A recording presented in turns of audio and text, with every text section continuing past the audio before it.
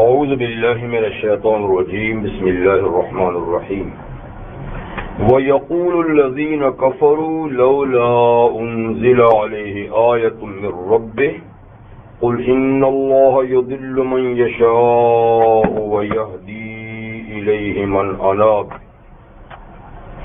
الَّذِينَ آمَنُوا وَتَطْمَئِنُّ قُلُوبُهُم بِذِكْرِ اللَّهِ ألا بذكر الله تطمئن القلوب الذين آمنوا وعملوا الصالحات طوبى لهم وحسن مآب كذلك أرسلناك في أمة قد خلت من قبلها لتتلو عليهم الذي أوحينا إليك وهم يكفرون بالرحمن قل هو ربي لا إله إلا هو عليه توكلت وإليه متاب صدق الله العظيم.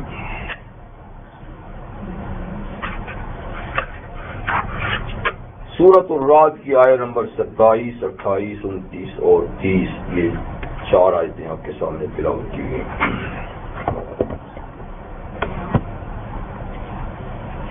ان آیات مبارکہ سے پہلے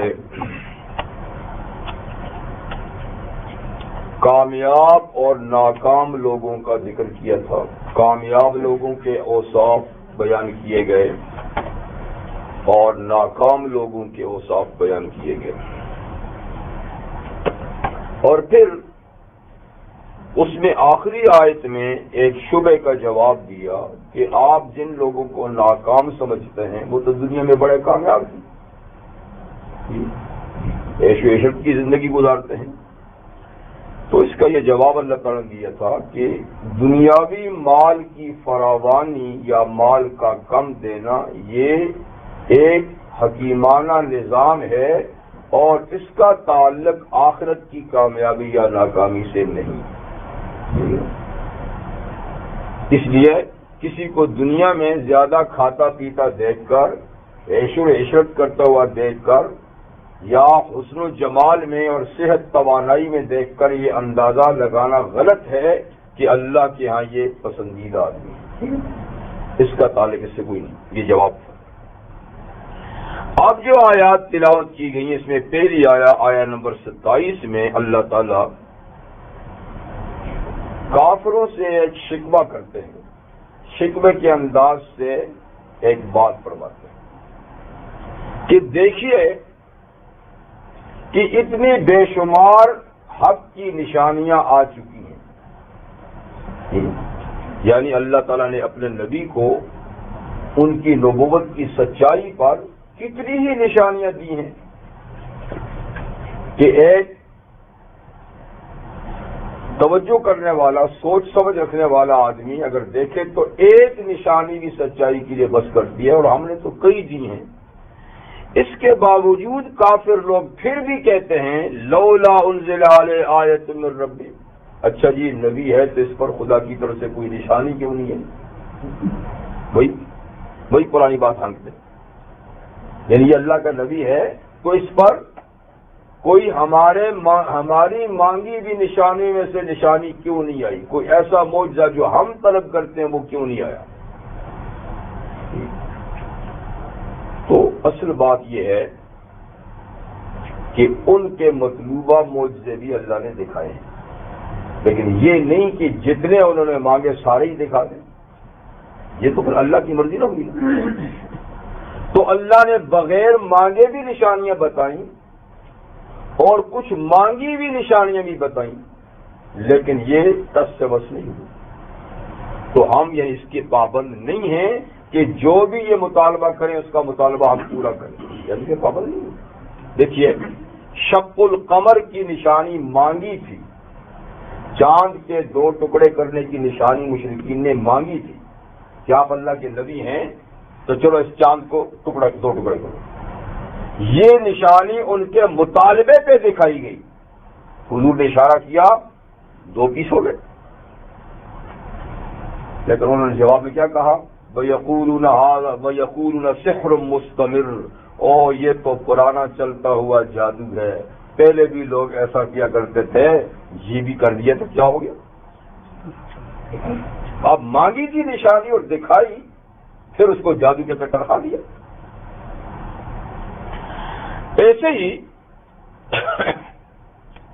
ایک دفعہ ابو جہل بیٹھا ہوا تھا حرم میں، تو حرم میں شام کے ٹائم آ کر بیٹھ جایا کرتے تھے، تو نبی کریم صلی اللہ علیہ وسلم بھی تشریف لے آئے، تو اس نے جلدی سے اپنی ہاتھ میں کچھ کنکریاں لے لی اور مٹھی بند کر کے کہنے لگا کہ آپ نبی ہیں تو بتاؤ اس میں کیا ہے۔ یہ تو بچکانا بات ہے، بچکانا بات ہے، تو آپ نبی ہیں تو بتاؤ اس میں کیا ہے۔ تو نبی ایک سے فرمایا میں بتاؤں کہ وہ خود بتائیں؟ میں بتاؤں؟ خود بتائیں، یہ بھی ہو سکتا ہے۔ ہاں، تو اتنی بات تھی کہ کنکریوں نے کلمہ پڑھنا شروع کر دیا۔ ابو جہل نے بھی سنا، پوری پارٹی نے سنا، اشہد اللہ الہ الا اللہ اشہد ان محمد عبدہ رسول، لیکن پھر بھی کیا اس نے کہا، واہ کتنا بڑا جادوگر ہے، کنکریوں پہ بھی جادو کر دیا، ان کو بھی بلوا دیا۔ تو اب ایسے لوگوں کا کیا علاج ہے کہ یہ نشانی کیوں نہیں آتی؟ بھائی آئی تھی تو تم نے کون سی مانگی ہے، اور نہیں مانگی تھی تو ہم نے بے شمار دکھائی۔ جی نبی کا تو سر سے پاؤں تک جسم کا ذرہ ذرہ بال بال بھی معجزہ ہے، ان کی کلام بھی معجزہ ہے، نبی کی نظر بھی معجزہ ہے، نبی کا چلنا بیٹھنا اٹھنا ہر کام معجزہ ہے، نبی تو خود سراپا معجزہ ہوتا ہے۔ اور پھر قرآن دیکھیے، پھر اور کتنی نشانی دیکھیے، لیکن یہ ہیں جو نہیں مانتے اور بار بار کہتے ہیں لولا انزل علیہ آیۃ من ربہ، اس پہ اللہ کی اس کے رب کی طرف سے نشانی کیوں نہیں ہے؟ قل آپ اس کے جواب میں فرمائیے ان اللہ یضل من یشاء ویہدی الیہ من اناب، بات نشانی کی نہیں، بات اس کی توفیق کی ہے، ٹھیک ہے نا، کہ بے شک اللہ جس کو چاہتا ہے گمراہ کر دیتا ہے، اور جس کو گمراہ کرتا ہے اس کے لیے کوئی نشانی بھی کارآمد ثابت نہیں ہوتی۔ اور گمراہ کرنے کا معنی میں آپ کو بار بار بتا چکا ہوں، کان سے پکڑ کے نکالنا نہیں ہے، دھکے دے کر دروازے سے نکالنا نہیں، گمراہ کرنے کا مطلب یہ ہے کہ جو ہدایت کے رستے پہ نہیں آتا تو اللہ اس کو کھینچ کے نہیں لاتے، اگر وہ ادھر جاتا ہے تو اس کو جانے دیتے ہیں، یہی ہے گمراہ کرنے کا معنی۔ یہ اچھا، یہ رستہ ہے، یہ رستہ ہے، یہ نجات کا ہے، جنت کو پہنچاتا ہے، یہ ناکامی کا ہے، دوزخ کو لے جاتا ہے۔ اس پہ وضاحت سے دلائل دے دیے، یہ کامیابی، یہ ناکامی۔ اب اس کے باوجود کوئی آدمی کہتا میں تو ادھر ہی جاؤں گا، تو پھر اللہ جبران اس کو پکڑ کے نہیں لاتا، اس لیے کہ جبر کا ایمان، زبردستی کا ایمان اللہ کو مطلوب نہیں۔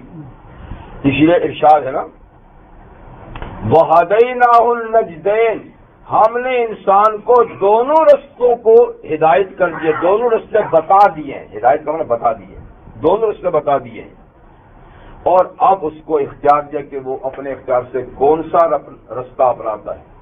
اب کوئی اپنے اختیار سے اس رستے پہ جاتا ہے تو پھر اللہ تعالیٰ کیا فرماتے ہیں وَمَن يُشَاقِقِ الرَّسُولَ مِن بَعْدِ مَا تَبَيَّنَ لَهُ الْهُدَىٰ وَيَتَّبِعْ غَيْرَ سَبِيلِ الْمُؤْمِنِينَ نُوَلِّهِ مَا تَوَلَّىٰ، کہ جو نبی کی مخالفت کرتا ہے، ضد کرتا ہے، عناد کرتا ہے، ہٹ دھرم ہے، ضدی ہے، جو نبی کی مخالفت کرتا ہے، ٹھیک ہے،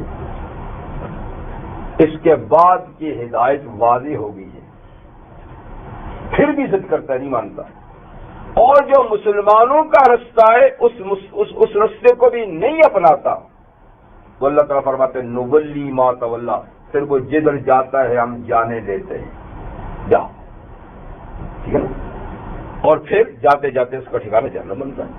گمراہ کرنے کا یہی مطلب ہے، سمجھے؟ تو جس کو اللہ تعالیٰ گمراہ کرتا ہے یعنی اسے توفیق ہدایت نہیں دیتا اور وہ نہیں آنا چاہتا، اور توفیق بھی اللہ کس کو نہیں دیتے؟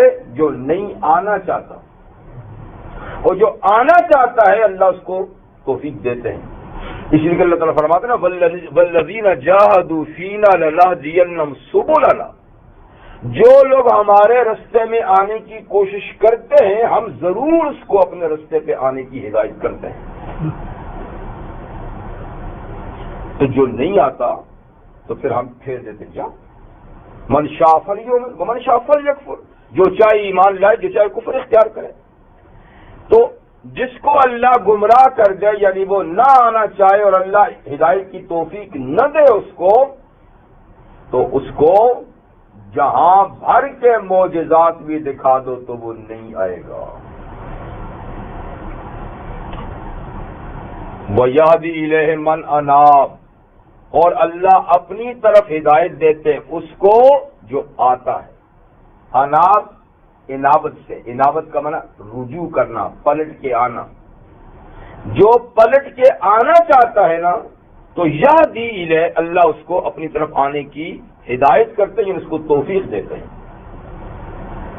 اور جو نہیں آنا چاہتا نا تو اس کو اللہ تعالیٰ جانے دیتے ہیں، اس کا معنی گمراہ کرنا۔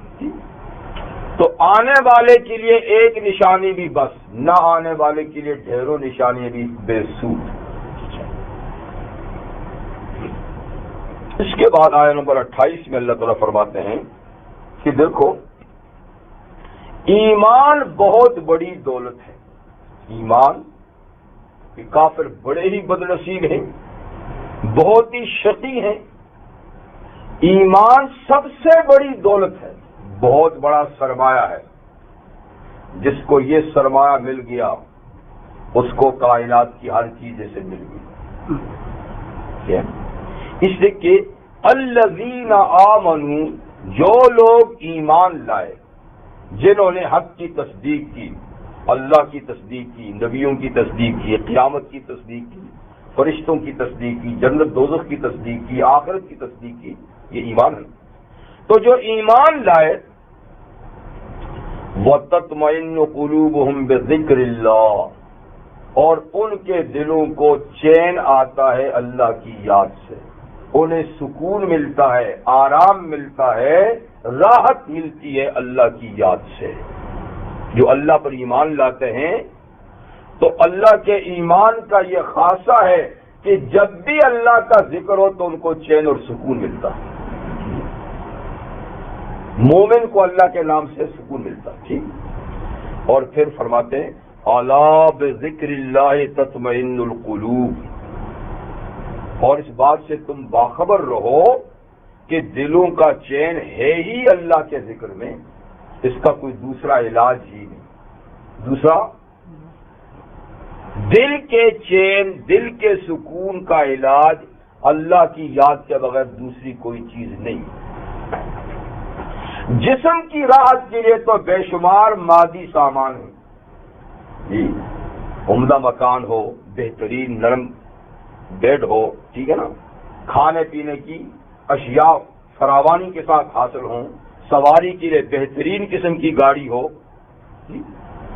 نوکر ہوں، چاکر ہوں، یہ ساری چیزیں کسی کو میسر ہوں تو زیادہ سے زیادہ اس کے جسم کو آرام ملے گا، بس زیادہ سے زیادہ جسم کو آرام ملے گا، لیکن اس کے دل کو چین ان چیزوں سے نہیں مل سکتی۔ دل کا چین دنیا کے سامان میں نہیں، جسم کا راحت کا سامان بے شک سکین کار نہیں۔ کتنے لوگ ہیں جو ساری نعمتیں دنیا کی حاصل ہونے کے باوجود بھی بے چین اور بے سکون رہتے ہیں؟ کتنے لوگ؟ یعنی اوپر سے تو ہم سمجھتے ہیں کہ ماشاءاللہ بہت مزے میں ہیں، لیکن دل مزے میں نہیں ہوتا، کوئی نہ کوئی دل میں پریشانی ان کی رہتی ہے، اس لیے کہ یہ چیزیں دل کے سکون کی ہیں نہیں۔ دل کا سکون بذکر اللہ صرف اللہ کی یاد سے حاصل ہوتا ہے۔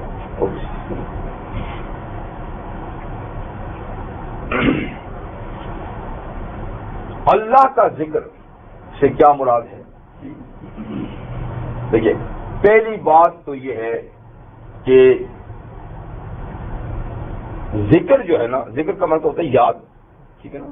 کوئی بھی ایسی چیز کی جائے جس سے کسی کی یاد تازہ رہے نا، اس کو کہتے ہیں ذکر۔ یہ زبان سے بھی ہوتا ہے، کسی کا نام پڑھتے رہیں، کسی کا لیٹر پڑھتے رہیں تو اس سے اس کی یاد تازہ رہتی ہے، یا اور کوئی ایسی چیز جس میں اس کا تذکرہ ہو، ٹھیک ہے نا، اس سے اس کا ذکر یاد رہتا ہے۔ تو زبان سے ذکر ہوتا ہے۔ اور امام ابوبکر جساس فرماتے ہیں کہ اللہ کی بے شمار نعمتیں جو اللہ تعالیٰ نے انسان کے لیے پیدا کی ہیں، مادی نعمتیں یا روحانی نعمتیں، ان میں غور و فکر کرنا کہ اللہ نے کتنی چیزیں بنائی ہیں، کیسی کیسی چیزیں بنائی ہیں، صرف اس بات کو سوچتے رہنا، جس کو کہتا ہے فکر کہتے ہیں، یہ بھی اللہ کا ذکر ہے۔ سوچنا یعنی اللہ تعالیٰ کی بکھری ہوئی کائنات میں نعمتوں کو سوچنا، یا جو نعمت سامنے آئے اس کے بارے میں سوچنا کہ واہ واہ کیسی کاریگری ہے، کیسی چیز بنائی ہے، دیکھیں یہ فروٹ آیا ہے، کیسا رس اللہ نے اس میں پیدا کیا ہے، کیسا چھلکا اوپر حفاظت کے لیے چڑھایا ہے، کیسی اس کو رنگت دی ہے، کیسا اس کا ذائقہ ہے، تو تھوڑی دیر اس کو یہ سوچنا، یہ بھی ذکر ہے۔ تو مطلب کہ خلق خدا میں غور و فکر کرنا۔ اللہ تعالیٰ فرماتے ہیں نا وَيَتَفَكَّرُونَ فِي خَلْقِ السَّمَاوَاتِ وَالْأَرْضِ، عقل والے زمین و آسمان کی اندر کی نعمتوں میں غور و فکر کرتے ہیں۔ تو غور و فکر جو ہے نا، یہ بھی ذکر ہے۔ تو ایک ہو گیا زبانی، ایک ہو گیا فکری دماغی، اور ایک قلبی، دل کا ذکر، دل سے ذکر۔ دل کا ذکر کیا ہے؟ صوفیاء کرام نے لکھا ہے، امام مجدد الفسانی رحمۃ اللہ علیہ، شاہ ولی اللہ رحمۃ اللہ اور اس طرح کے بڑے پائے کے لوگوں نے، کہ اللہ تعالیٰ نے ہر انسان کے جسم میں کچھ لطائف رکھے ہیں۔ لطیفہ کی جب وہ لطیفہ نہیں، گپ شپ والا، یعنی کچھ اللہ نے لطائف رکھے ہیں، کچھ اللہ نے ایسی صلاحیتیں رکھی ہیں۔ تو ہر آدمی ان لطائف تک اس کی رسائی نہیں ہوتی، جیسے کہ ہر ڈاکٹر ہر بات کو نہیں سمجھتا، اور بعض ڈاکٹر بعض بیماریوں کے اسپیشلسٹ ہوتے ہیں۔ تو اس طرح ان لطائف کے بھی کچھ اللہ تعالیٰ کے بندے اسپیشلسٹ ہوتے ہیں، انہیں معلوم ہے کہ کون سا لطیفہ کہاں ہے، اور کون سے عمل سے اور کون سے ذکر سے وہ بیدار ہوتا ہے اور پھر وہ ذکر کرنے لگتا ہے۔ ایسے لوگ دنیا میں ہیں پر کم ہے۔ تو اگر کوئی کسی خوش قسمت آدمی کو ایسا کوئی اللہ کا نیک بندہ مل جائے اور وہ اس کے لطائف جو سوئے ہوئے ہیں ان کو جگا دے، تو پھر وہ سارے لطائف ذکر کرنے لگ جاتے ہیں۔ جس میں بڑا لطیفہ تو خود دل ہے نا، یہ تو بڑا لطیفہ، اس کو تو سب جانتے ہیں۔ اس کے علاوہ اور کئی کوئی ایسا یہاں بھی لطیفہ ہے، کچھ ادھر بھی لطیفہ ہے، کوئی ادھر بھی ہے، تو وہ بہرحال مشق کراتے ہیں، اور مشق کرانے سے وہ لطائف سوئے ہوئے جاگ اٹھتے ہیں، اور جس کے خوش نصیب کے جاگ ہوئے تو اس کے سارے لطائف ذکر کرنے لگتے ہیں، سب لطائف۔ اس کے علاوہ پھر اس سے بھی 2 قدم آگے ایسے اہل اللہ بھی ہیں، اللہ کے نیک بندے بھی ہیں، جو اتنا انسان کو ذکر کرنے میں لگا دیتے ہیں کہ ہر آنے جانے والے سانس کے ساتھ بھی ذکر شروع ہو جاتا ہے۔ دل تو دھڑکتا ہی دھڑکتا ہے، یعنی سانس جو آتا یا جاتا ہے تو بے اختیار آنے اور جانے والے کے ساتھ بھی ذکر شروع ہو جاتا ہے، یعنی کنٹرول سے باہر ہو جاتا ہے۔ خود بخود یہ کام آسان نہیں، اس کے لیے بہت بڑے مجاہدے کی بھی ضرورت ہوتی ہے اور بہت ماہر استاد کی بھی ضرورت ہوتی ہے۔ بہرحال آسان بات آپ کے میرے لیے کیا ہے؟ زبانی ذکر یا سوچ و بچار کا ذکر، یہ آپ کو آسان ہے کہ سوچ و بچار کریں، اور یہ کہ جو زبانی اذکار ہیں نا بتا دیں ان کو ہم پڑھ کریں۔ تو زبانی اذکار ایک نہیں بہت سارے ہیں۔ نبی کریم صلی اللہ علیہ وسلم کی احادیث میں، آپ کی تعلیمات میں، آپ کی تو زندگی کا ہر لمحہ ہی ذکر تھا۔ حضرت عائشہ صدیقہ فرماتی ہیں رضی اللہ تعالی عنہا، کان یذکر اللہ فی کل احیانہ، کہ رحمت للعالمین صلی اللہ علیہ وسلم ہر لمحے اللہ کو یاد کرتے تھے۔ تو نبی تھے، ان کا تو ہر کام ہی ذکر تھا۔ تو اذکار میں ایک بدن کا ذکر ہے، ہر عبادت ذکر ہے، نماز بھی ذکر ہے۔ اقیم الصلاۃ لذکری، فرماتے اللہ تعالیٰ کہ نماز میرے ذکر کی خاطر پڑھو۔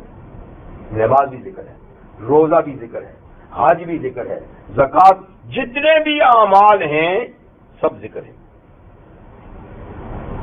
لیکن اس کے علاوہ جس کو ہم ذکر سمجھتے ہیں نا، ہم تو وظائف کو ذکر کہتے ہیں، تو وہ بھی ہیں۔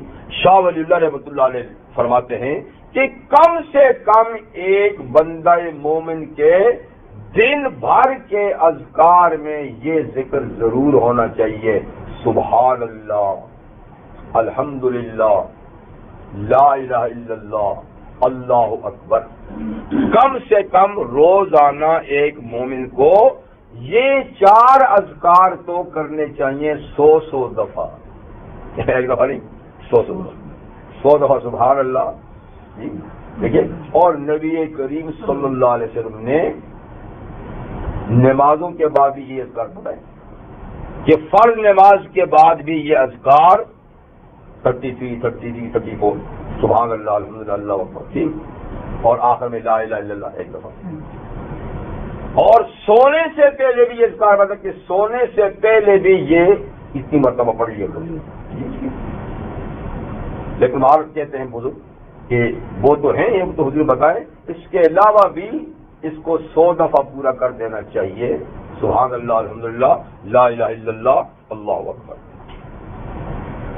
بعض حضرات اس پر مزید یہ بھی کہتے ہیں کہ 100 دفعہ استغفار بھی کر لینی چاہیے، استغفر اللہ تعالی ربی من کل ذنب واتوب الیہ، استغفر اللہ تعالی ربی من کل ذنب واتوب الیہ، 100 دفعہ یہ بھی پڑھنا چاہیے۔ اور ساتھ میں کہتے ہیں 100 دفعہ ضرور شریفی پڑھنی چاہیے۔ گویا یہ ایسے اذکار ہیں کہ ہر مومن کو کم سے کم اتنا ذکر تو کرنا چاہیے، کم سے کم، زیادہ پھر اس کی ہمت ہے کہ وہ کتنا کر سکتا ہے۔ پھر رحمت للعالمین صلی اللہ علیہ وسلم کا ارشاد ہے، افضل الذکر لا الہ الا اللہ، کہ اذکار بہت سارے ہیں لیکن سب ذکروں میں افضل ذکر وہ کلمہ توحید ہے، لا الہ الا اللہ محمد رسول اللہ۔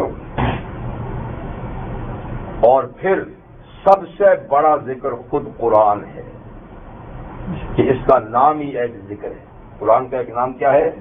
ذکر۔ انا نحن نزلنا الذکر وانہ لذکر لک، اے محمد صلی اللہ علیہ وسلم، انہ یہ قرآن لذکر لک ولقومک، آپ کے لیے بھی ذکر ہے، آپ کی قوم کے لیے بھی ذکر ہے۔ ٹھیک، تو قرآن خود ذکر ہے، اس کی تلاوت خود ذکر ہے۔ تو بہرحال یہ ہے ذکر لسانی، کہتے ہیں زبانی ذکر۔ تو جب موقع ہو زبانی ذکر کریں، اور اس میں قرآن مجید کی تلاوت کا ایک حصہ ہونا چاہیے، اور سب سے بہتر اس کے لیے یہ ہے کہ آدمی سحری کے وقت یہ کر لے۔ قرآن کا ذکر اس کا افضل ترین مقام ہے تہجد کی نماز، اس کے بعد باقی سب نمازیں۔ تو جو قرآن نمازوں میں پڑھا جائے گا نا، یہ سب سے قیمتی قسم کا ذکر ہے، سب سے قیمتی تلاوت وہ جو نماز میں ہو. دوسرے نمبر پہ قرآن کھول کر اس میں دیکھ کے پڑھنا دوسرے نمبر پہ. تیسرے نمبر پہ یاد سے پڑھنا. کسی کو یاد ہے تو ایسی. تو یہ 3 درجے ہیں گویا تلاوت کے. افضل ترین نماز کی تلاوت، دوسرے نمبر پہ قرآن کھول کے تلاوت، اور تیسرے نمبر پہ یاد سے تلاوت. لیکن افضل کون سی ہوئی؟ نماز. اور پھر نماز کی تلاوت میں سب سے افضل تہجد کی نماز میں کہ نبی کریم صلی اللہ علیہ وسلم تہجد کی نماز میں اتنی تلاوت کرتے تھے، اتنی لمبی رکعتیں پڑھتے تھے کہ آپ کے مبارک پاؤں سوج جاتے تھے کھڑے ہو کر. ایک رکعت میں سورہ بقرہ پڑھ لی، سورہ آل عمران پڑھ لی، سورہ نساء بھی پڑھ لی. جی 5 6 پارے ایک رکعت میں. اور صحابہ، کیونکہ اس زمانے میں چھاپا خانے تو نہیں تھے، قرآن کے نسخے تو نہیں تھے، قرآن کی کاپیاں تو نہیں تھی. آپ کو پتا کہ صحابہ کے زمانے میں، حضور کے زمانے میں کاپیاں نہیں تھی. کسی کو پورا قرآن یاد ہے، کسی کو آدھا یاد ہے، کسی کو کچھ صورتیں یاد ہیں. تو سب لوگ جو تلاوت کرتے تھے وہ نماز ہی نہیں کرتے تھے. ایسے کرنے کا رواج نہیں تھا جو آج ہمارا ہے، یہ رواج ہی نہیں تھا. اسی لیے روایات میں ایک روایت آتی ہے کہ ایک صاحب نے حضور کی خدمت میں اپنے بیٹے کی شکایت کی کہ حضور میرا بیٹا تہجد میں بہت کم تلاوت کرتا ہے. کیونکہ تلاوت ہوتی تو تہجد میں تھی. تو بہرحال یہ تو بری بات ہے، کسی کو اللہ تعالیٰ نصیب فرما دے. لیکن تاہم جیسی بھی ہے آدمی کو تلاوت ضرور کرنی چاہیے، اور اپنے دن کا آغاز تلاوت سے کرنا چاہیے. اگر تہجد کے وقت نہیں، سحری کے وقت نہیں کر سکتا تو فجر کی نماز کے بعد کر لے. لیکن یہ ہمارے بڑے صغیر کے نیک سیرت حکمران اورنگزیب عالمگیر رحمۃ اللہ علیہ کا مقولہ ہے، کوئی حدیث قرآن کی بات نہیں، ان کا مقولہ ہے کہ وہ کیا مسلمان ہے جو صبح سب سے پہلے تلاوت نہیں کرتا. وہ کیا مسلمان ہے کہ جو اپنے دن کی ابتدا تلاوت سے نہیں کرتا. اس زمانے میں دن کا آغاز تلاوت سے ہوتا تھا. یہ تو بہت قریب دور کی بات ہے. کوئی ہاں جی ہاں ٹھیک ہے نا، وہ نماز کے سلسلے میں. تو میں نے کہا یہ قریب زمانے کی بات. قریب زمانے کا مطلب کہ میری عمر سے کچھ پہلے کی بات، کہ جب تقسیم نہیں ہوا تھا نا، پاکستان ہندوستان الگ نہیں ہوا تھا نا، ایک ہی ملک تھا انڈیا پاکستان، اور ہر جگہ غیر مسلم مکس رہتے تھے. تو کہتے ہیں اس زمانے میں، آپ میں سے جو بزرگ حضرات ان کو تو پتا ہوگا، اس زمانے میں صبح کے وقت مسلم اور غیر مسلم گھر کا امتیاز تلاوت سے ہوتا تھا. کس محلے میں مسلمان کا گھر کون سا ہے، غیر مسلم کا؟ مسلمان کے گھر سے تلاوت کی آواز آتی تھی، اور لوگ پابندی سے صبح تلاوت کرتے تھے، بچے بھی بڑے بھی. اس کے بعد کام شروع کرتے تھے. یعنی بعض شہروں میں بڑی پابندی تھی اس بات کی. لیکن خیر تقسیم کے بعد تو ہم اللہ والے ہو گئے ہیں. اب تو تلاوت وغیرہ کی کوئی ضرورت نہیں ہے، اور اب تو ساری چیزوں کی چھٹی ہو گئی ہے. لیکن نہیں، آج بھی اس کی ضرورت ہے جی کہ اللہ کی کلام کے ساتھ ہمارا یہ تعلق رہے. اس سے ایمان کی سلامتی اللہ کے ساتھ تعلق ہوتی ہے. تو میں نے کہا بہترین ذکر کیا ہے؟ قرآن حکیم بھی اللہ کے ان اذکار میں سے ذکر ہے، اور اس طریقے سے بھی اللہ تعالیٰ کا ذکر کرنا چاہیے. تو الا بذکر اللہ تطمئن القلوب، باخبر رہو کہ دلوں کا چین اور سکون اللہ کے ذکر سے ہی ہے، اور یہ واحد نسخہ ہے. دوسرا نسخہ دل کے چین کا کوئی نہیں. کسی کو حکومت مل جائے، بازار کچھ بھی ہو جائے گا، پر دل کا سکون نہیں. کسی کو دولت مل جائے، نہ دنیا سے، نہ دولت سے، نہ گھر آباد کرنے سے، تسلی دل کو ہوتی ہے خدا کو یاد کرنے. ٹھیک ہے. اور یہ ایسی بات نہیں، اللہ کے صالح بندوں کی تاریخ پڑھ کے دیکھیں کہ اللہ کے ذکر میں کتنی انہیں لذت، کتنا سکون ملتا تھا کہ اس کی خاطر انہوں نے سب کچھ چھوڑ دیا. وہ کوئی عقل کے لحاظ سے غیر گزرے نہیں تھے، وہ بڑے عقیل، بڑے فہیم لوگ تھے، اور انہوں نے جو کچھ اختیار کیا بالکل ٹھیک اختیار کیا. جی، جو راستہ اختیار کیا بالکل ٹھیک اختیار کیا. اور ان کو جتنی سکون کی زندگی میسر آئی، میں نے کہا نا، وہ کسی کو آج حاصل نہیں. اسی کو حاصل ہو سکتی ہے کہ جو اللہ تعالیٰ کے ذکر میں اپنے آپ کو مشغول رکھے.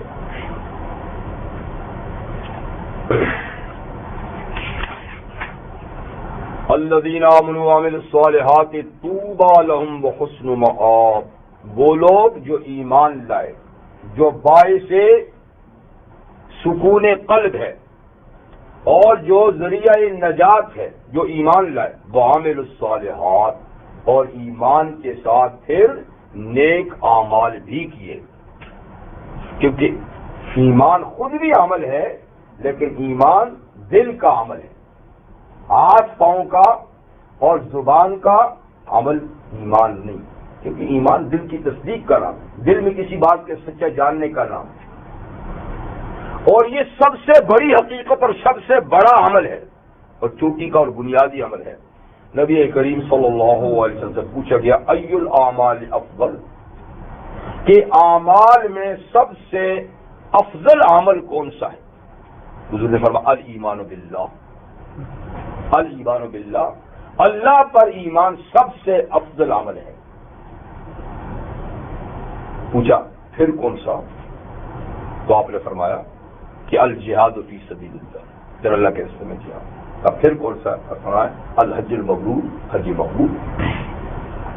تو تمام ترتیبات میں افضل عمل ایمان کی. لیکن ایمان بے شک نجات کا ذریعہ ہوگا، لیکن کامل نجات ایمان کے ساتھ اعمال صالحہ کے ساتھ ہوگی. کامل نجات اگر ایمان ہے اور عمل کا وقت ملا اور عمل نہیں کیا، ایک تو نا ایمان لایا اور عمل کا وقت ہی نہیں ملا، وہ تو ٹھیک ہے. ایمان لایا اور مر گیا، وہ تو ٹھیک ہے. لیکن ایک ایمان لایا اور عمل کے وقت ملے، نماز نہیں پڑھی، روزے نہیں رکھے، عمل نہیں کیے، تو اس کے لیے کوئی گارنٹی نہیں کہ پہلے ہی موقع پہ اس کو جنت میں بھیج دیا جائے، بلکہ اس کو سزا ہو سکتی ہے. اللہ چاہیں گے تو سزا دیں گے، چاہے تو معاف بھی کر دیں گے، چاہے تو سزا دیں گے. اس لیے گارنٹ جنت میں پہلی دفعہ جانے کے لیے شرط ہے ایمان کے ساتھ عمل صالح. اور عمل صالح میں 5 اعمال جو ہے نا، یہ سب سے چوٹی کے ہیں. نماز، جو اسلام کے ارکان کہلاتے ہیں، نماز، روزہ، زکوٰۃ، حج، جہاد. جہاد کا معنی صرف تلوار چلانا نہیں ہے، یہ یاد رکھیے. جہاد کا مطلب ہے دین کے لیے اپنی سی پوری کوشش کرنا، حالات کے مطابق دین کو اپنانے اور دین کو پھیلانے کے لیے پوری جد و جہد کرنا، یہ ہے جہاد. یہ بڑے چوٹی کے 5 عمل ہیں، اس کے علاوہ بے شمار اور عمل ہیں. تو جو ایمان لائے اور عمل صالح کیے، لیکن عمل صالح کی میں نے کہا فرائض کے علاوہ کئی قسمیں ہیں، اور جن میں بہت سو کا تعلق، ان کا تعلق تو اللہ تعالیٰ کے ساتھ ہے، بہت سے ایسے جن کا تعلق بندوں کے ساتھ. یہ ایسے عمل ہیں جو بندوں کے ساتھ جو آپ کام معاملہ کریں گے نا، وہ عمل صالح ہیں. جن میں سب سے قریب ترین عمل ان بڑے اعمال کے ساتھ بر الوالدین، ماں باپ کے ساتھ حسن سلوک. اس لیے کہ ماں باپ انسانی سوسائٹی میں انسان کے قریب ترین اور سب سے بڑے محسن ہوتے ہیں. اس لیے تعالیٰ جہاں اپنا حق ذکر کے تو فوراً قرآن میں ماں وبالوالدین احسانا وبالوالدین احسانا وبالوالدین.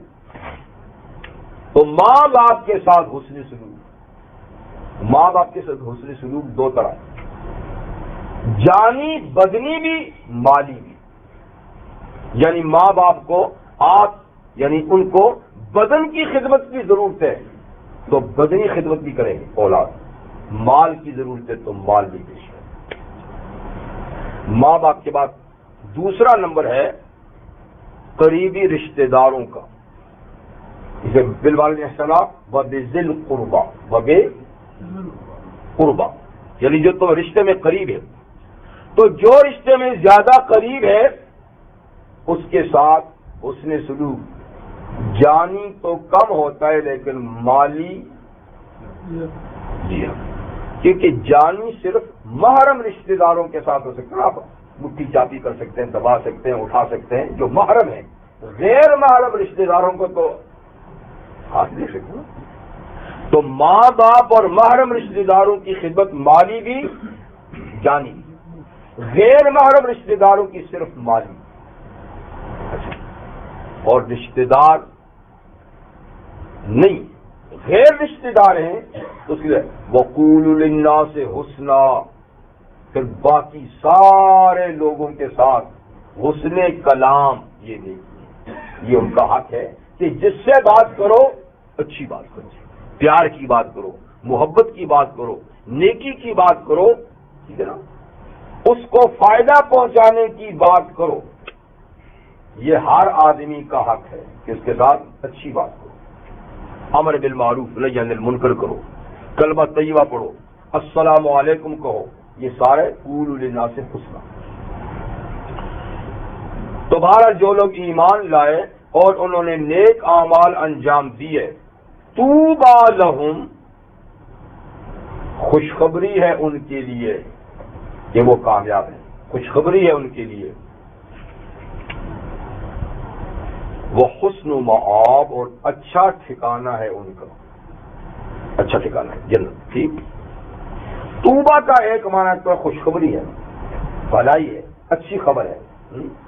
لیکن طوبہ بعض روایت میں کہ جنت میں ایک درخت کا نام بھی ہے. اور یہ بھی روایات میں ہے کہ اس جنت کا تنا تو نبی کریم صلی اللہ علیہ وسلم کی جنت میں ہوگا. جب جہاں وہ درخت اگے گا تو کہاں اگے گا؟ جو حضور صلی اللہ علیہ وسلم کی جنت میں، حضور کی جنت کے آپ کے محل کے صحن میں طوبہ کا درخت اگے گا اور پھیلے گا تو ساری جنتوں میں اس کی شاخیں جائیں گی. یہ فرمایا کہ اس درخت کی شاخوں کا سایہ اتنا جنت میں پھیلا ہوگا کہ کوئی سوار اپنی سواری پہ، کار پہ نہیں، گھوڑے پہ اگر چل کے چلے تو 500 سال تک چلتا رہے تو سایہ ختم نہ ہوگا. اتنا بڑا درخت ہوگا، یہ ہر جنت میں اس کی شاخیں جائیں گی. تو طوبی لہم، یہ درخت یعنی اس کا سایہ اس کو نصیب ہوگا. یا تو کا خوشخبری اور اچھا ٹھکانہ. كذلك ارسلناك في امة قد خلت من قبلها امم لتتلو عليهم الذي اوحينا اليك وهم يكفرون بالرحمن. یہ خطاب جناب نبی کریم صلی اللہ علیہ وسلم کو ہے، اور یہ نبی کریم صلی اللہ علیہ وسلم کو تسلی کا مضمون بھی ہے اور اس میں کچھ آپ کی ذمہ داریوں کا بھی ذکر ہے، ڈیوٹی کا بھی ذکر ہے. فرماتے ہیں کذالک ارسلناک فی امۃ، ایسے ہی ہم نے آپ کو بھیجا ایک امت میں. وہ کون سی امت؟ یہ امت. ایسے ہی ہم نے آپ کو بھیجا ایک امت میں، امت کا سربراہ بنا کر، امت کا رہبر و رہنما بنا کر، امت کا مقتدا اور پیشوا بنا کر. قد خلت من قبل امم، وہ امت کی جس سے پہلے کئی امتیں گزر چکی ہیں، یہ آخری امت ہے جس میں حضور کو بھیجا. ایسے ہی ہم نے بھیجا آپ کو ایک ایسی امت میں کہ جس سے پہلے کئی امتیں گزر چکی ہیں. لیکن بعد میں کوئی امت آنے والی نہیں تھی، ورنہ اس کا بھی ذکر ہوتا کہ آپ کے بعد بھی کوئی امت آئے گی۔ اس لیے یہ مرزائیوں کا ڈھکوسلا ہے کہ ہم یہ نبی اور یہ امت ہے، پیچھے کچھ نہیں۔ جتنا ذکر ہے اگلی امتوں کا ذکر ہے، اگلے نبیوں کا ذکر ہے، اس لیے کہ رحمۃ اللہ علیہ وسلم آخری نبی ہیں اور آخری امت ہے، اس لیے آپ کے بعد کسی امت کا ذکر یاد نہیں۔ تو آپ سے پہلے کئی امتیں گزر چکی ہیں، ہر نبی کی امت گزر چکی ہے، آپ کو اس امت میں بھیجا، تو مطلب کہ آپ تسلی رکھیں، پہلے انبیاء کرام کو اپنی امتوں سے صدمات ملتے رہے، صدمے ملتے رہے نا نبیوں کو، سب نے تو نہیں مانا، مخالفت کی بھی، تو مطلب ہے کہ اگر ان کے ساتھ یہ رویہ ہوا تو آپ کے ساتھ بھی تو ہونا ہے، اور انہوں نے مشن نہیں چھوڑا تو آپ کو بھی نہیں چھوڑنا۔ تو اس لیے جیسے وہ امتیں گزری ان میں بھیجا، اس طرح آپ کی امت میں آپ کو بھیجا۔ اچھا، اب ذمہ داری بتاتے ہیں، لِتَتْلُوَ عَلَيْهِمُ الَّذِي أَوْحَيْنَا إِلَيْكَ، آپ کو اس لیے اس امت میں بھیجا تاکہ آپ تلاوت کریں ان پر وہ چیز جو ہم نے آپ کی طرف وحی کی ہے، تلاوت کریں۔ تو نبی کریم صلی اللہ علیہ وسلم کی ڈیوٹی میں کیا پہلی بات کیا شامل ہے کہ جو وحی آپ پہ نازل ہو وہ وحی آپ امت کو تلاوت کر کے پڑھا، یہ تلاوت کرنے کے سامنے۔ دوسری کئی آیات میں بھی اللہ تعالیٰ نے یہ بات ذکر فرمائی ہے، یتلو علیہم آیاتنا، یتلو کہ وہ نبی ہم نے جو اس امت میں بھیجا ہے اس کا پہلا کام کیا کہ یتلو علیہم آیاتنا، ہماری آیتوں کو پڑھ کے سناتے ہیں۔ تو تلاوت جو ہے نا یہ نبی کریم صلی اللہ علیہ وسلم کی پہلی ڈیوٹی ہے، اس لیے نبی کریم صلی اللہ علیہ وسلم جب بھی کوئی سورت یا آیت نازل ہوتی تھی تو جو حاضرین ہوتے نا ان کو پڑھ کے سنا دیتے تھے، اور جن کو یاد نہیں ہوتی تھی تو پھر جو لکھنے والے مخصوص حضرات تھے ان میں سے کسی کو بلا کر اس کو لکھوا کے دیتے کہ تو اس کو لکھ کے دے دے یاد کرے۔ اکثر کو تو آپ کی زبان وار سے سن کے یاد ہو جاتا تھا، جس کو نہیں ہوتا تھا تو اس کو لکھوا کے دے دیتے تھے۔ تو یہ آپ کا باقاعدہ پروگرام رہا کہ وہی آئی تو وہی کی آپ نے تلاوت کر کے سنائی۔ اسی سے معلوم ہوا کہ خود تلاوت بھی ایک عمل ہے، اور وہ لوگ جو کہتے ہیں کہ تلاوت فضول ہے خواہ پڑھتے جا رہے ہو، اور بالخصوص کہتے ہیں کہ جن کو ترجمہ نہیں آتا وہ خواہ پڑھتے چلے جا رہے ہیں۔ ہاں جن کو ترجمہ آتا ہے وہ تو پڑھے تو کوئی بات ہے، لیکن جن کو نہیں آتا وہی نہیں آتا تو یہ کوئی ایرے غیرے کی کتاب تو نہیں ہے نا، یہ سمجھ نہیں آتی تو چھوڑ دو، یہ صرف سمجھنے کی بات نہیں، یہ تو اللہ کی کلام ہے، نہیں بھی سمجھنے آتی تو بھی کلام کرو، یعنی یہ انوکھی کتاب ہے، اس کا قانون دنیا کی کتابوں کے ساتھ نہیں کہ جو سمجھو گے تو پڑھو، تو نہیں سمجھتے تو مت پڑھو، اور بے سمجھے پڑھو گے تو وقت ضائع ہوگا، نہیں، اس کو سمجھ کے پڑھو یا بے سمجھے پڑھو فائدے سے خالی نہیں۔ اللہ تعالیٰ فرماتا ہے الذین یتلون کتاب اللہ یتلون آیاتہ، تلاوت کا الگ سے ذکر ہے، اور پھر دیکھیے کہ صرف قرآن کے پڑھنے کا نام تلاوت ہے، باقی ہر کتاب کے پڑھنے کو پڑھنا کہتے ہیں۔ آپ نے کتاب پڑھی، آپ کتاب پڑھتے ہیں، تلاوت کسی کے لیے نہیں، یہ لفظ بھی خاص اس کتاب کے لیے، یہاں تک کہ حدیث کی کوئی تلاوت کی تو حدیث کو پڑھنا کہتے ہیں۔ آپ نے حدیث پڑھی ہے، آپ حدیث پڑھتے ہیں، تلاوت کا لفظ قرآن حکیم کے پڑھنے کے لیے مخصوص ہے۔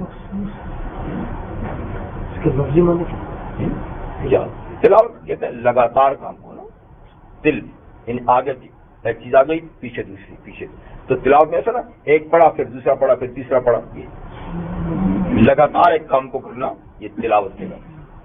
تلون کہتے ہیں نا ایک کے بعد دوسرا ایک کے بعد دوسرا۔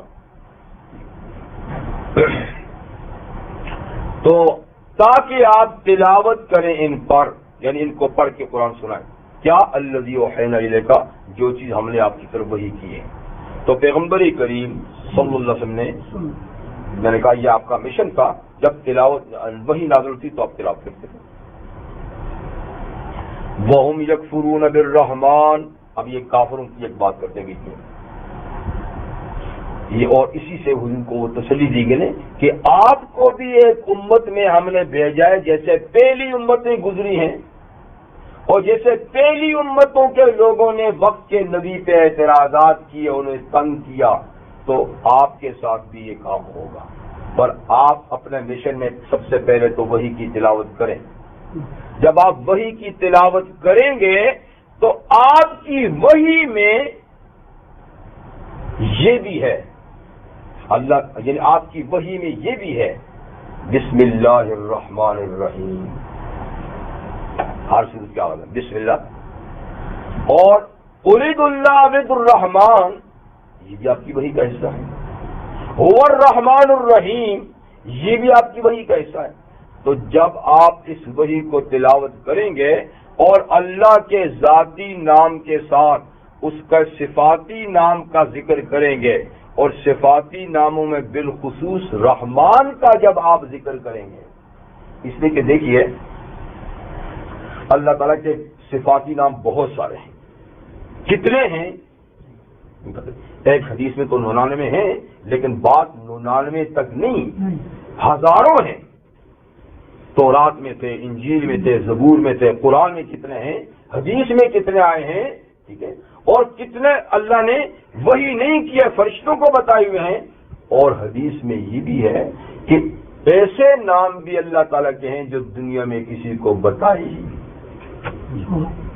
اللہ کے نام ہے، لیکن وہ بتائے وہ چاہے جنت میں بتائے، جنت میں بتائے. وہ اللہ تعالیٰ کے بہت نام ہیں، لیکن ان تمام ناموں میں ذاتی نام ایک ہے، وہ کیا ہے؟ اللہ. اللہ. باقی جتنے ہیں ہزاروں سب صفاتی، اللہ تعالیٰ کے کسی کارنامے کو، کسی صفت کو ظاہر کرتے ہیں. صفاتی ناموں میں پھر دو قسم ہیں.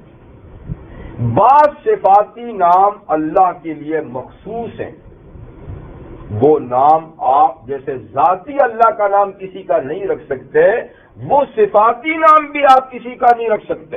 اتنی خصوصیت اللہ کی ذات کے ساتھ. لیکن بعض صفاتی نام ایسے ہیں کہ جو مجازی طور پہ دوسرے پر بھی بولے جا سکتے ہیں. مجازی طور پہ حقیقتاً اللہ ہی کے ہیں، لیکن دوسرے درجے میں کسی اور کے لیے بول سکتے ہیں، جیسے رؤوف رحیم، ٹھیک ہے نا، یہ دوسرے پہ بول سکتے ہیں. لیکن رزاق، قہار، جبار، رحمان، یہ نام دوسروں پر نہیں بول سکتے جب تک کہ ساتھ میں دوسرا لفظ ملائے نہیں. عبد الجبار، عبد الرحمان. تو جیسے عبداللہ کہہ سکتے ہیں، اللہ کسی کو نہیں کہہ سکتے، ہاں ایسے یہ نام بھی. پھر ایسے نام جو ہے نا، ان ناموں میں بھی جو سب سے زیادہ اللہ کے نام کے ساتھ مخصوص ہے وہ رحمان ہے. جن کو اللہ کے بعد دوسرا مخصوص ترین نام رحمان ہے. لیکن آل عرب اللہ کے صفاتی ناموں کو کیا جانے؟ اللہ تو جانتے تھے اللہ، لیکن اللہ تعالیٰ کے بہت سے صفاتی ناموں کو نہیں جانتے تھے، اور بالخصوص وہ رحمان کو تو بالکل نہیں جانتے کہ رحمان بھی کوئی اللہ کا نام ہے. تو اس لیے فرمایا جب ہماری آیتوں کی تلاوت کرو گے، بسم اللہ الرحمن الرحیم، قل اللہ عبد الرحمن وغیرہ، تو وَهُمْ يَكْفُرُونَ بِالرَّحْمَٰنِ، وہ رحمان کا انکار کر دیں گے. وہ رحمان کا، جیسے سورہ فرقان میں وہ آیت سجدے کی تو پڑھیں کر سجدہ کرنا پڑے گا، آپ کو کریں گے نا، سجدہ کرنا اچھی بات ہے نا، ہاں، لیکن بھول نہ جانا. وَإِذَا قِيلَ لَهُمُ اسْجُدُوا لِلرَّحْمَٰنِ، جب ان کو کہا جاتا ہے کہ رحمان کو سجدہ کرو، قَالُوا وَمَا الرَّحْمَٰنُ، رحمان کون ہوتا ہے؟ رحمان کون ہوتا ہے؟ اتنے جاہل تھے آل عرب رحمان کے نام سے کہ جب ان کو کہتے تھے رحمان کو سجدہ کہتے مر رحمان، تو گویا رحمان کے نام سے بڑے دھدکتے تھے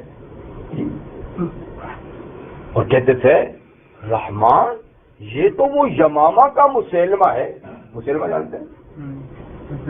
ہاں کذاب، وہ چیزیں نبی کریم کی حیات طیبہ میں نبوت کا اعلان کر دیتے کہ میں بھی نبی ہوں، اور حضور سے آ کر میرا بھی تھا، بات بھی کی، اور پھر جی پارٹنرشپ کے بھی مطالبہ کہ خیر سے آدھے آپ اور آدھے تو میں ہو جاؤں، لیکن انہوں نے کہا کہ تو آدھے کی بات کرتا ہے، اتنا تنکا بھی تیرا حصہ نہیں ہے، تنکا جی۔ خیر بہرحال وہ ایک قوم کا سردار تھا اور بڑا تیز ترار آدمی تھا، تو لوگ اس کو رحمان کہتے تھے، کہتے رحمان تو وہ یمامے والا ہے، اللہ کا رحمان ہے۔ تو بہرحال اللہ تعالیٰ نے بتایا کہ رحمان سے یہ بدکتے ہیں، لیکن رحمان تو اللہ کا اتنا کلوز نام ہے، قُلِ اللہ عبد الرحمان ایما تدعوا فلہ الاسماء الحسنی، آپ ان سے کہہ دیجیے تم اللہ اللہ کہہ کے یاد کرو یا رحمان رحمان کے یاد کرو، بات ایک ہی ہے، بلکہ جو بھی اللہ کے اچھے نام ہے کسی نام سے بھی اللہ تعالیٰ کو یاد کر سکتے ہو، سب اس کے اچھے نام ہیں۔ تو ہم یکفرون بالرحمان، وہ رحمان کا انکار کرتے ہیں۔ قل هو ربی، آپ جواب میں کہہ دیجئے وہ تو میرا رب ہے۔ کیا تم رب کا انکار کرتے ہو؟ رحمان تو میرے رب کا نام ہے، رحمان کا انکار رب کا انکار ہے۔ هو ربی لا الہ الا ہو، وہ رب کہ جس کے سوا کوئی رب نہیں، وہ رب جس کے سوا کوئی رب نہیں، کوئی معبود نہیں۔ علیہ توکلت و الیہ متاب، اسی رب پر تو میں نے بھروسہ کیا ہے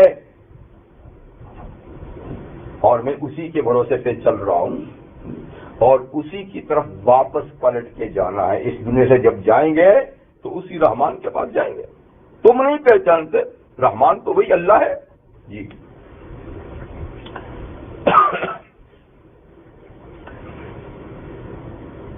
یہ آیت نمبر 30 تھی۔ آیت نمبر 31 میں آیت کا شان نزول بھی بتا دو پہلے۔ شان نزول یہ یعنی جس موقع پہ نازل ہوئی، موقع یہ ہے کہ نبی کریم صلی اللہ علیہ وسلم جب مکہ میں، یہ صورت مکی ہے نا، یہ مکی زندگی کا واقعہ ہے۔ جیسے میں نے عرض کیا کہ ابو جہل اور اس کے ساتھی وغیرہ یہ شام کے وقت جو ہے نا حرم میں بیٹھتے تھے، گپ شپ لگاتے تھے، حرم کے آس پاس ان کی نشستیں ہوتی تھی۔ تو پیچھے ایک بات دیجیے کہ حضور نے تشریف لائے، میں نے کہا تھا نا، تو جلدی سے اپنی مٹھی میں ہاں جی بتاؤ، یہ بھی ایسے ہی واقعہ۔ بیٹھا ہوا تھا ابو جہل اور عبداللہ بن امیہ اس کا ساتھی، دونوں بیٹھے ہوئے تھے۔ اتنے میں نبی کریم صلی اللہ علیہ وسلم کہیں سے حرم میں تشریف لائے تو عبداللہ بن امیہ نے کہا آپ کو اگر یہ بات اچھی لگتی ہے، پسند لگتی ہے، آپ اس بات سے اگر آپ خوش ہوتے ہیں کہ ہم سب آپ کے پیروکار بن جائیں، آپ کو مان لیں، اگر آپ کو یہ بات اچھی لگتی ہے، آپ اس سے خوش ہوتے ہیں جی کہ ہم سب آپ کے پیچھے چل پڑیں، تو پھر ایسا کریں نا کہ اس قرآن، جو قرآن آپ لائے کہتے ہیں، اس قرآن کے ذریعے سے مکہ کے پہاڑوں کو ہٹا دیں۔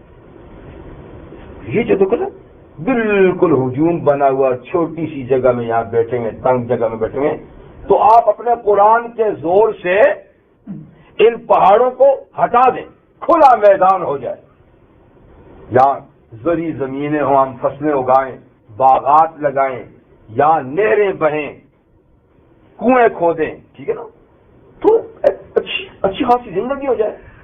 تو آپ اپنے قرآن کے زور سے ان پہاڑوں کو ہٹا دیں، کیونکہ آپ کہتے ہیں کہ آپ داؤد سے کم نہیں، اور یہ بھی کہتے ہیں کہ داؤد کے ساتھ پہاڑ چلتے تھے۔ جب داؤد علیہ جاتے تھے نا زبور پڑھتے تو پہاڑ بھی ساتھ چلتے تھے، پرندے بھی چلتے تھے۔ تو اگر ان کے ساتھ پہاڑ چل سکتے ہیں اور آپ کہتے ہیں کہ آپ ان سے کم نہیں ہیں، تو آپ ان پہاڑوں کو ذرا چلا دیں، پھر کہنے لگے کہ دیکھیے ہم ایک بنجر زمین میں ریگستانی علاقے میں بستے ہیں جہاں کاشتکاری نہیں ہوتی تھی، اور ہمیں تجارت کے لیے یا شام جانا پڑتا ہے یا یمن جانا پڑتا ہے، یہی دو ان کے مرکز ہے نا زیادہ، تو یہ دونوں بڑے دور علاقے ہیں، چل چل چل چل کے ہم تھک جاتے ہیں، تو آپ ہوا کو حکم دیں کہ اپنی پیٹھ پہ سوار کر کے ہمیں یمن پہنچا دیا کرے اور شام پہنچا دیا کرے، کیونکہ آپ اپنے خیال میں سلیمان سے کم تو نہیں ہے نا۔ اگر سلیمان علیہ السلام کا تخت ان کو صبح اٹھا کر یمن اور شام کو شام پہنچا دیتا تھا تو آپ کے خیال میں آپ کا مرتبہ اس سے تو کم نہیں ہے نا، آپ ہمارے لیے بیڑا چلا لیں ہوا کا۔ اور پھر دیکھیے آپ اپنے دادا قصی، جو حضور صلی اللہ علیہ وسلم کے دادوں میں آگے چل کر دور کے دادوں میں ایک دادا قصی ابن کلاب، قصی جو ہے نا ان کو آپ ذرا زندہ تو کریں اور وہ زندہ ہو کر آپ کی نبوت کی شہادت دے، کیونکہ آپ اپنے خیال میں عیسیٰ سے کم تو نہیں ہے نا۔ اگر عیسیٰ مردوں کو زندہ کر سکتا تھا تو آپ کے لیے کیا مشکل ہے؟ یہ کس نے ہاں کی باتیں؟ عبداللہ بن امیہ نے، اور ان کے چیف صاحب بیٹھے ہوئے ابو جہل، تو اللہ تعالیٰ نے اس پہ یہ آیت نازل فرمائی۔ یہ بدماش ہیں، یہ بدماش ہیں، یہ مذاق اڑاتے ہیں آپ کا، میرے لیے کچھ مشکل نہیں، یہ سارے کام کر دینا، لیکن مجھے پتا ہے کہ یہ فطرت سے مصروف ہوں گے، یہ جھو کے تو رہیں گے، ٹھیک ہے؟ اس لیے ہم ان کی باتوں کے ذمہ دار نہیں ہیں کہ یہ کر دو تو وہ کر دو تو یہ وہ کر دو، ٹھیک ہے؟ اور دیکھیں نا 8ویں پارے کے شروع میں بھی اللہ تعالیٰ نے فرمانا وَلَوْ أَنَّنَا نَزَّلْنَا عَلَيْهِمُ الْمَلَائِكَةَ وَكَلَّمَهُمُ الْمَوْتَى وَحَشَرْنَا عَلَيْهِمْ كُلَّ شَيْءٍ قُبُلًا مَا كَانُوا لِيُؤْمِنُوا، اگر ان کے مطالبے پہ ہم فرشتے بھی اتار دیں اور وہ آئیں اور وہ کہیں کہ آپ اللہ کے نبی ہیں، اور ان کے کہنے پہ ہم مردوں کو بھی زندہ کر دیں اور مردے ان سے کلام کریں کہ ہاں یہ ہے، بلکہ ہم ہر ان کی پسند کی چیز ان کے سامنے کر دیں کہ یہ لوگ ما کانوا لیؤمنوا، پھر بھی یہ ایمان لانے والے نہیں، تو کیوں ہم ان کا مطالبہ ہر ایک پورا کریں؟ اللہ سے تو کوئی بات مخفی نہیں ہے نا، اللہ سے کوئی بات چھپی نہیں، تو اللہ جانتے ہیں کہ ان کے مطالبات، ٹھیک ہے نا، یہ فضولیات ہیں، انہوں نے ماننا نہیں، تو اس لیے ہم نے بھی کوئی ان کا مطالبہ پورا کرنا نہیں۔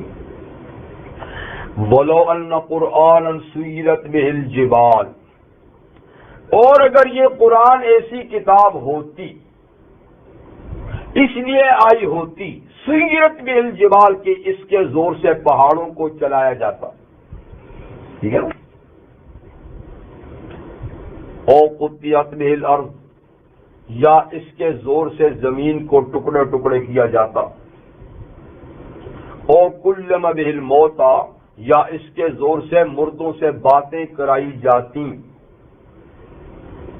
اگر یہ قرآن اس مقصد کے لیے ہوتا، یہ کام اس سے لیے جاتے تو مشکل نہیں تھا، لیکن قرآن اس لیے نہیں اتارا،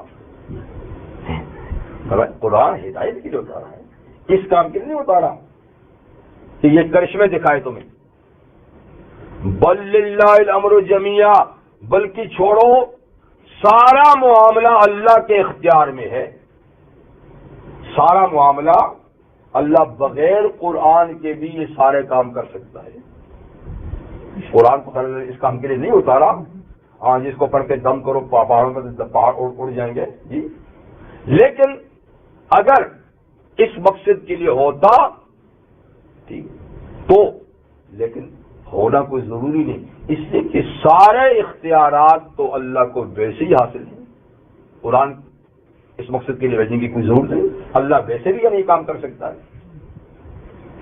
اس لیے ایسا ہو بھی تو جیسے میں نے بتایا نا سورہ انعام میں، وہ سورہ انعام کی آیت ہے آخر پارے میں، اللہ نے وہاں صاف کہہ دیا کہ ما کانوا لیؤمنوا، انہوں نے پھر بھی ایمان نہیں لانا. لیکن جب یہ مطالبات انہوں نے پیش کی ہے تو اس وقت بعض مسلمانوں کے دل میں یہ بات آئی کہ اگر ان کے مطالبے پورے کر دیا جائے تو ہو سکتا ہے کہ یہ ایمان لے آئے. یعنی اے اللہ آپ ان کے مطالبے پورے کر دیں، آپ نے مشکل نہیں، ہو سکتا ہے کہ یہ جو کہتے ہیں نا پھر ایمان لے آئے. تو اللہ تعالیٰ مسلمانوں کو کہتے ہیں افلم یئس الذین آمنوا، کیا مسلمان ان کے ایمان سے مایوس نہیں ہوئے ابھی تک؟ ابھی تک کے حالات ان کے یہی بتاتے نا کہ ان کے ایمان کی توقع نہ رکھی جائے کہ 20 مرتبہ یہ ایسی باتیں کر کے مکرے ہیں، ٹھیک ہے نا، اور جادو کیا کہ بات ادھر ادھر کر دی. تو کیا یہ مسلمان اب بھی ان کے ایمان سے مایوس نہیں ہوئے؟ ان کو تو مایوس ہو جانا چاہیے، اب بھی توقع رکھتے کہ شاید یہ نشانی دیکھنے سے ایمان جائیں. اور یا یہ اس کا معنی یا لم بھی ہو سکتا ہے. کیا یعنی مسلمان یہ بات جانتے نہیں ہیں کہ یہ پھر بھی نہیں مانیں گے؟ یعنی کئی باتیں تو ان کی مطلوبہ بھی دکھائی ہیں، مانگی بھی دکھائی ہیں، تو ان سے نہیں مانے. تو یہ مانگی بھی دکھائی تو کون سا انہوں نے ماننا ہے؟ تو کیا مسلمان جانتے نہیں اللہ یشاء اللہ لہدی الناس جمیعا، کہ اگر اللہ تعالیٰ چاہتے تو سب لوگوں کو ہدایت دے دیتے. اللہ چاہتے زبردستی تو کوئی متلفظ ایسا نہ ہوتا جو ایمان کے بغیر رہتا، ضرور ان میں ایمان ٹھونستے تھے، مجبور کر دیتے. لیکن اللہ کو جبر کا ایمان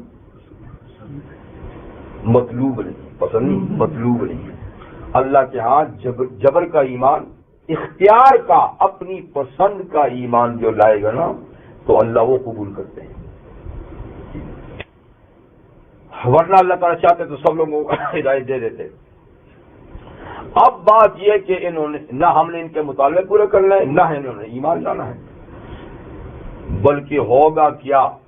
ہوگا یہ کہ وَلَا يَزَالُ الَّذِينَ كَفَرُوا تُصِيبُهُمْ بِمَا صَنَعُوا قَارِعَةٌ أَوْ تَحُلُّ قَرِيبًا مِّن دَارٍ حَتَّى يَأْتِيَ وَعْدُ اللَّهِ إِنَّ اللَّهَ لَا يُخْلِفُ الْمِيعَادَ. اب ہونا یہ بات یہ کہ ہمیشہ لا یزال کا مطلب یعنی بات ٹلے گی نہیں، یہی بات رہے گی. لا یزال کا معنی یعنی اور بات نہیں ہونی، یہی ہونا ہے. ولا یزال الذین کفروا، اور اب ہمیشہ ہی یہ کافر لوگ جو ہیں تصیبہم بما صنعوا قاریہ، جو کچھ یہ کرتے ہیں نا اس کی پاداش میں ان کو کھڑکھڑانے والی چیز پہنچتی رہے گی. قاریہ بجنے کو کہتے ہیں، جب چیزیں آپس میں ٹکراتی ہیں نا تو اس کو کیا کہتے ہیں؟ اس کو قاریہ. اسی لیے جب قیامت کے دن ٹوٹ پھوٹ ہوگی نا، ہر چیز ٹکرائے گی اور بجے گی، تو قیامت کا نام بھی قاریہ. القاریہ ما القاریہ وما ادراک ما القاریہ. اور یہاں قاریہ سے مراد ہے دنیا کا عذاب. تو ہمیشہ یہ کافر لوگ جو ہے تصیبہم بما صنعوا قاریۃ، یہ جو کچھ کر رہے ہیں نا اس کے بدلے میں ان کو عذاب پہنچتا رہے گا. قاریہ عذاب پہنچتا رہے گا، وقتاً فوقتاً پہ سزائیں آتی رہیں گی، یا ڈائریکٹ ان پہ سزا آئے گی. ٹھیک ہے نا؟ اور تحل قریبا من دارہم، یا ڈائریکٹ ان پہ تو عذاب نہیں آئے گا لیکن ان کے شہروں کے قریب آئے گا. اور تحل قریبا من دارہم، یا ان کے شہروں، ان کی بستیوں، ان کے ملکوں کے قریب آئے گا. ٹھیک، تو یا ان پہ آئے گا یا ان کے قریب ایریے میں آئے گا. مقصد کیا ہے کہ قریب جو آئے گا وہ عبرت کے لیے آئے گا، اوپر جو آئے گا وہ ختم کرنے کے لیے آئے گا. تو اللہ کی منشا اگر ان کو مٹانے کی ہوگی نا تو اوپر ہی عذاب بھیج دیں گے، طوفان آ جائے گا، زلزلہ آ جائے گا، کچھ نہ کچھ بجلی گر جائے گی اوپر سے، ٹھیک ہے، بمباری ہو جائے گی آج کل، ہاں یہ بھی بس عذاب ہے، اور یہ عذاب اپنے ہاتھوں کے بنائے گے، جی اپنے ہاتھوں کے بنائے گے. تو بہرحال یا خود یہ چیزیں گریں گی اور فنا کر دیں گی، یا اللہ کو اگر عبرت دلانی مقصود ہوگی تو پھر اوپر نہیں ڈالیں گے، قریب پہاڑ پہ بجلی گر گئی، یہ دیکھ رہے ہیں، قریب پہاڑ پہ زلزلہ آیا یا قریب کی بستی میں زلزلہ آیا، دیکھ لیا انہوں نے، سیلاب آیا، دیکھ لیا انہوں نے. تو عبرت دلانے کے لیے، مگر عبرت کس نے دیکھی؟ وہ تو کہتے ہیں یہ تو قصے پرانے چلتے آتے ہیں، کبھی ادھر آتے ہیں کبھی ادھر آتے ہیں. لیکن اللہ تعالیٰ فرماتے ہیں کہ ہم جو آس پاس کچھ عذاب بھیجیں گے تو وہ عبرت کے لیے کہ دیکھو اس کو دیکھ کر شاید یہ سبق حاصل کریں کہ جو وہاں آ سکا ہے وہ یہاں بھی آ سکتا ہے، جو پڑوسی پہ آیا ہے وہ ہم پہ بھی ہو سکتا ہے. تو یہ تو آنکھیں کھولنے کے لیے اللہ نے سلسلہ قائم کیا ہے، لیکن آج دنیا کی کیا ان کی کیا ہماری آنکھیں اتنی بند ہیں کہ پڑوس میں جو کچھ ہوتا ہے تماشا دیکھتے ہیں، یہ نہیں کہ ان پہ جو ہو رہا ہے وہ یہاں بھی ہو سکتا ہے. آپ تو دیکھیں، تماشا دیکھیں ساری دنیا میں کیا ہو رہا ہے، پڑوس میں ہو رہا ہے اور پڑوسی کو عبرت ہی نہیں، وہ تماشے دیکھ رہا ہے. یہ نہیں کہ وہاں تک آ گیا تو یہاں بھی آ سکتا ہے، مجھے کچھ سوچنا چاہیے، مجھے کچھ بدلنا چاہیے، پتہ ہی نہیں. اور یہاں تو چونکہ مکہ والوں کا ذکر ہے نا بالخصوص، تو اللہ تعالیٰ فرماتے ہیں کہ یا تو ہم ان پہ عذاب مکہ والوں پہ بھیج دیں گے، یا ان کے قریب والوں کو دیں گے تاکہ اس سے یہ سدھرے. اور ایک مطلب یہ بھی مفسر نے لکھا ہے کہ اس سے مراد نبی کریم صلی اللہ علیہ وسلم ہے کہ اچھا نہیں مانتے رہے تو اب ہم ان کے لیے سزا کا سلسلہ شروع کرنے والے ہیں. تو جو ہی نبی کریم صلی اللہ علیہ وسلم نے مکہ چھوڑا تو مکہ والوں پہ عذاب کے سلسلے شروع ہو گئے. جب تک آپ مکہ میں تھے کچھ نہیں تھا، اس لیے کہ یہ بھی اللہ کا قانون ہے کہ جس شہر میں نبی ہو وہ کچھ بھی کریں، نبی کے ہوتے ہی اس پہ عذاب نہیں آتا. جب اللہ کو عذاب دینا ہوتا ہے تو نبی کو نکال لیتے ہیں. اس زمانے میں اگر مومن ہو تو مومن بھی نبی کے ساتھ نکال دیے جاتے ہیں، لیکن عام مومنوں کے لیے قانون نہیں. اگر نبی نہیں باقی مومن ہیں تو ان کو نہیں نکالتے، اس وقت کی سزا میں وہ بھی شامل ہو جاتے ہیں، لیکن آگے کا معاملہ ان کا صاف ہوتا ہے، ان کی موت شہادت کی ہو جاتی ہے. ٹھیک. تو جب تک حضور تھے تو کچھ نہیں ہوا. جو حضور نے ہجرت کی تو ہجرت کرنے کے دوسرے سال ہی کیا ہو گیا، جنگ بدر میں صفائی ہو گیا. تیسرے سال احد میں، یہ تو وہاں پٹائی ہوگی. اور خود مکہ میں 7 سال شدت کا قحط پڑا، ایسا قحط پڑا، تاریخی قحط پڑا کہ بلبلا اٹھے. اور حضور صلی اللہ علیہ وسلم کی خدمت میں وفد بھیجا، ابو سفیان جو خود لیڈر تھے وہ گئے تاکہ کچھ فرض کھائیں ہم پر، رشتہ داری کا واسطہ. چلو ہم دشمن سے آپ پہ ایمان نہیں لاتے، رشتہ دار تو آپ کے مر رہے بلک رہے ہیں، کچھ دعا کریں. مانتے پھر بھی نہیں. انہوں نے پھر مان تو لیا، بعد میں فتح مگر کے دیں، لیکن اس وقت تو نہیں نا کہ ہم ایمان لاتے نہیں، رحم کریں. تو پھر حضور تو رحمۃ اللہ عالمین تھے صلی اللہ علیہ وسلم. آپ نے بہت سا چندہ بھی کرایا، کپڑے کھانے کا سامان وہ بھی اس کو دیا لے جا، اور دعا بھی کی، اللہ نے قحط دور کر دیا.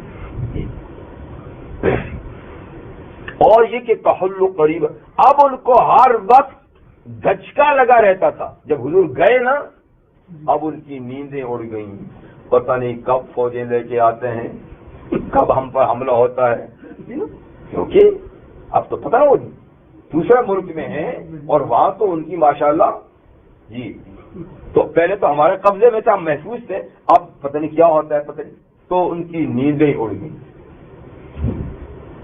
اور تحل قریبا من دارہم، اس کا ایک مطلب تو یہ ہے کہ کوئی عذاب بھیجے ان کے آس پاس. دوسرا اس کا یہ معنی ہے کہ ہم آپ کو اتاریں گے ان کے قریب، ان کی اور نیندیں حرام ہو جائیں گی. چنانچہ پہلی مرتبہ نبی کریم صلی اللہ علیہ وسلم ہجرت کے 6 سال جب اپنی ایک خواب کے نتیجے میں عمرے کے لیے تشریف لائے، حضور نے خواب دیکھا تھا نا کہ وہ حرم میں گئے ہیں اور طواف کر رہے ہیں اور احرام کھولا یہ وغیرہ، تو نبی کا خواب تو وہی ہوتا ہے، تو وہ تو یقینی بات ہوتی ہے. تو آپ نے اپنے خواب کی یہی تعبیر سمجھی کہ ہم نے عمرہ کرنا ہے. لیکن اتنی سی بات ہوئی کہ اس کا ٹائم تو اللہ نے نہیں بتایا تھا، تو حضور نے اپنے طور پہ اجتہاد کیا کہ اسی سال جانا ہے. تو بہرحال آپ 1400 صحابہ کے ساتھ گئے اور مکہ کے قریب آپ اترے حدیبیہ میں، شمیسیہ میں. تو اور تحل قریبا من دارہم، یا آپ اتریں گے ان کے قریب، ان کی اور نیندیں حرام ہوں گی. اوہو یہ تو اتنے آئے ہیں، اب تو خیری میں. تو بہرحال وہ پھر کیا ہوا، لے دے کے صلح ہوئی، اور اس سال آپ نے نہیں کیا، اگلے سال جا کر کیا، لیکن باہر پریشان تو ہوئے. اور اگلے سال پھر جب مکہ میں آپ گئے اور ذرا پریشان ہوئے، اتنے مجمع لے کر آئے. اور پھر 8 ہجری میں تو پورا معاملہ صاف ہی کر دیا. 10,000 کی فوج لے کر گئے اور پورے مکے میں ان کا سفایا ہو گیا. تو یہ ہے، اور انہوں نے عبرت بہرحال حاصل نہیں کی، خود ان پہ پڑی، قحط پڑا، عبرت حاصل نہیں کی. اور 3-4 جنگوں میں شکست ہوئی، بدر میں، احد میں، خندق میں، پھر بھی سب حاصل نہ ہوا. یہاں تک کہ حدیبیہ میں آپ گئے تو بھی آنکھیں نہیں کھلی، یہاں تک کہ مکہ فتح ہوا اور اس وقت تک ان کی آنکھیں بند ہی رہیں. تو کبھی ایسا ہوتا ہے کہ کبھی کسی کی آنکھ نہیں کھلتی، اور ہم آنکھیں کھولنے کے لیے فرمایا ان پر بھی عذاب بھیجتے ہیں، آس پاس بھی بھیجتے ہیں، آس پاس بھی بھیجتے ہیں. تو آج ہمارا حال ایسا ہے، اوپر بھی پڑ رہا ہے اور آس پاس بھی پڑ رہا ہے، لیکن ہم جہاں ہیں وہیں ہیں. بے اتفاقی، تفرقہ بازی، عداوت اور دشمنی، یہ اللہ کے عذاب ہے، اللہ کے عذاب ہے. اور بالخصوص مسلمان، ان کے اندر یہ بیماری پیدا ہو جائے تو بہت بڑا عذاب ہے. اس لیے کہ مسلمان کی کنڈیشن اور پوزیشن حضور نے یہ بتائی ہے کہ کا جسد واحد، سارے مسلمان ایک جسم کی طرح ہیں، ایک باڈی کی طرح ہے، جس میں آنکھیں بھی ہیں، ہونٹ بھی ہیں، ٹھیک ہے، ناک بھی ہے، زبان بھی ہے، کان بھی ہے، ہاتھ بھی ہیں، انگلیاں بھی ہیں، پاؤں بھی ہے، سب کچھ. جی تو ان سب کا آپس میں کتنا تعلق ہے. ان اشتکا عینو اشتکا کلو، آنکھ کو درد ہوتا ہے تو پورا بدن بے قرار ہوتا ہے، پاؤں کو چوٹ لگتی ہے، انگلی کو چوٹ لگتی ہے، پورا بدن جو ہے دوڑ دھوپ میں ہوتا ہے اس کے علاج معالجے کے لیے، اور سب کام کاج چھوڑ کے چھٹی کر کے لیٹ جاتا ہے. بھائی پاؤں تو ٹھیک ہے، اور جا جی آنکھ میں درد ہے، بھائی آنکھ میں درد ہے، آنکھ سے تھوڑا چلنا ہے، پاؤں سے چلنا نہیں جی، کیسے ہو سکتا ہے، آنکھ میں درد ہے. تو اپنے اعضائے جسم کا ایسا تعلق ہے کہ ایک عضو کو تکلیف ہو تو پورا جسم بے قرار. تو حضور نے فرمایا مسلمان کی مثال یہ دے، ایک مسلمان پہ افتاد پڑے، تکلیف زدہ ہو تو پوری امت بے قرار. یا بے قراری کیا ہے، ہم تو خود ہی زخم لگا رہے ہیں جی، خود ہی جسم، جس کی اپنی انگلیاں خود ہی کوئی کاٹ رہا ہو، اپنی آنکھ خود ہی کوئی نکال رہا ہو جی، یہ عذاب نہیں. تو اس عذاب میں مبتلا ہیں. اور پھر پڑوس میں کیا ہو رہا ہے، دشمن پڑوس میں پہنچا ہوا ہے اور ہم دیکھ ہی رہے ہیں. اور یہ نہیں کہ کسی وقت ادھر بھی آ سکتا ہے. ہاں جب وہاں تک آ چکے تو یہاں بھی آ سکتے. لیکن ہمارے اللہ تللو میں کوئی فرق پڑا ہے؟ کبھی اللہ کا نام بھول کر بھی یہ ہمارے لیڈران کرام لیتے ہیں. اتنی استاد پڑھنے کے بعد یعنی قحط جیسا سما بھی پیدا ہو گیا ہے. قحط جیسا سما بھی پیدا ہو گیا اور یہ بھی ہے اور وہ بھی ہے. تو چاروں طرف سے ہم لپٹے ہوئے ہیں لیکن پھر بھی اللہ کی طرف رجوع نہیں. پھر بھی